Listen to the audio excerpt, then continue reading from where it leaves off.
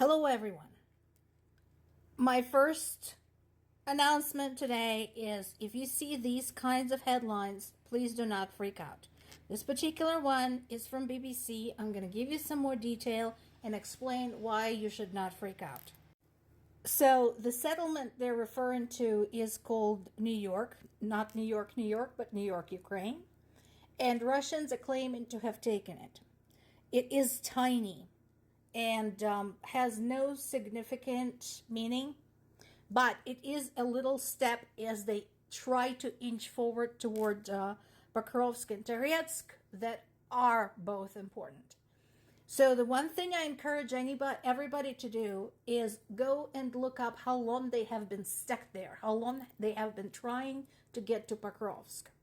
So, and please keep in mind, I'm just theorizing here. It is possible that this is part of Ukraine's ongoing strategy to just exhaust them.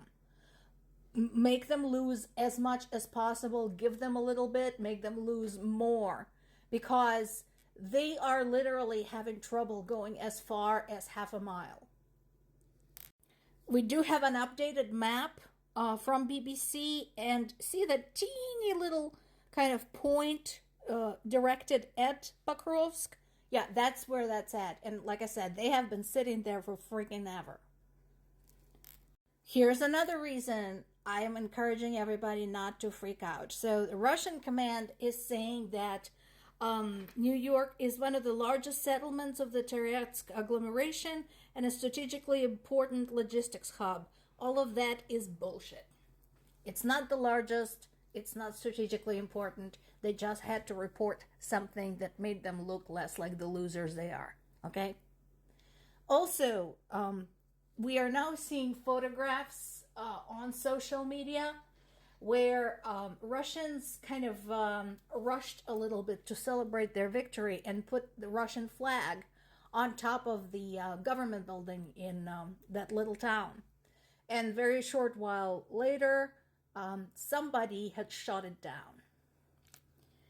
The last but not the least reason why I am not trusting the statements from the Russian command is this. So what are these? These are posts in various Russian media by Alodinov, the head of their Chechen unit, insisting that Ukrainians in the Kursk region have been stopped.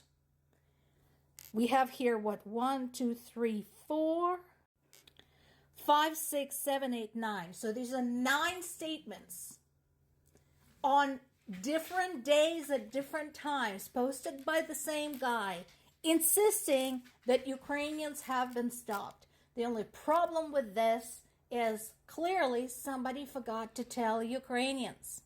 So, since information we have right now about the taking of New York in Ukraine is only coming from Russian command, I just suggest we all take a deep breath and wait for additional news that are more reputable. A lot of you have been asking in the comments, where is Putin? Putin has been quiet lately. You're not wrong to ask, because I've been asking the same question. He likes his little disappearing acts. And so here's what we know. Recently he gave a speech actually in the Kursk region because they were celebrating the 80th anniversary of one of the biggest battles in World War II. The Battle of Kursk. That was indeed a very big and important event. So he went there, celebrated. And then, of course, the Kursk operation by the Ukrainian armed forces began. So, in general, Putin has a rather sketchy record when it comes to responding to certain things. Sometimes, for example, when we've had instances when Ukrainians hit a Russian military object or an oil depot with a drone, he would immediately order a big onslaught against Ukrainian civilians. And sometimes it's like this. So most of the political scientists, war scientists, historians, etc., are still trying to figure out whether he even has a plan. So far, his response has been slow. He had a televised meeting with his security heads about the Kursk operation 9 days ago. And he didn't respond kindly to the statement by the regional government, the governor who started saying, these were the settlements lost to Ukrainian forces. And just as he spent a long time referring to the invasion of Ukraine as special military operation, he refers to Ukraine's response in Kursk as a situation or provocation. Not surprisingly, one of his supporters, engaged in the usual saber rattling. My advice continues to be, if you're so worried about escalation of the situation in Ukraine, withdraw your troops. Just saying. As easy as that. What else is going on? Well, we have this. It's not all bad. I told you I had some good news. So there's been a large drone attack against Moscow. The Defense Ministry says they destroyed 11 drones.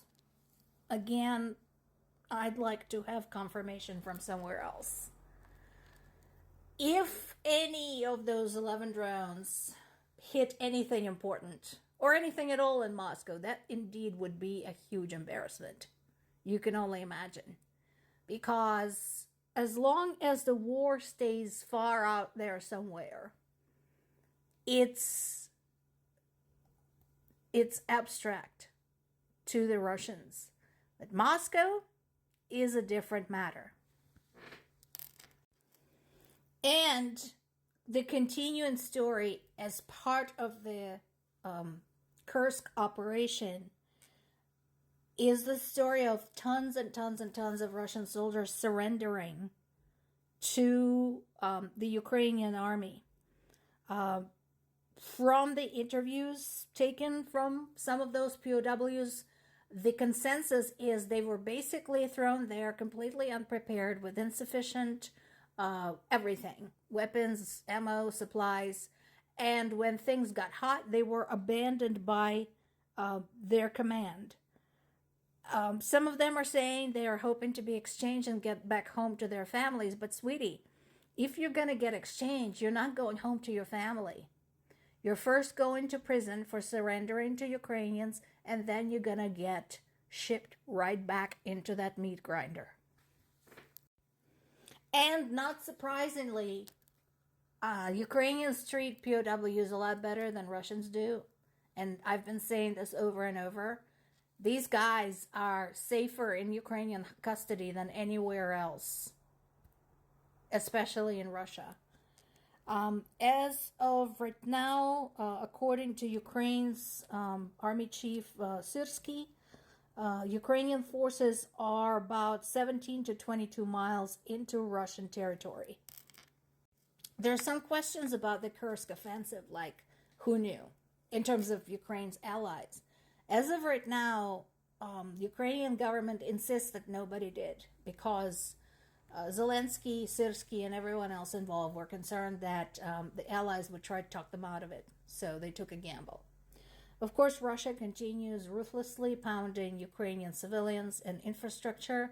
This latest crime, which is not just a crime of attacking a civilian facility, but also an environmental crime, involves hitting an industrial facility in Ternopil, during which a fire broke out and chlorine was released into the air.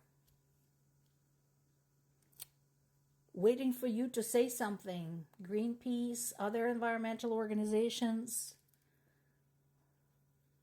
UN, Red Cross, Amnesty, anyone?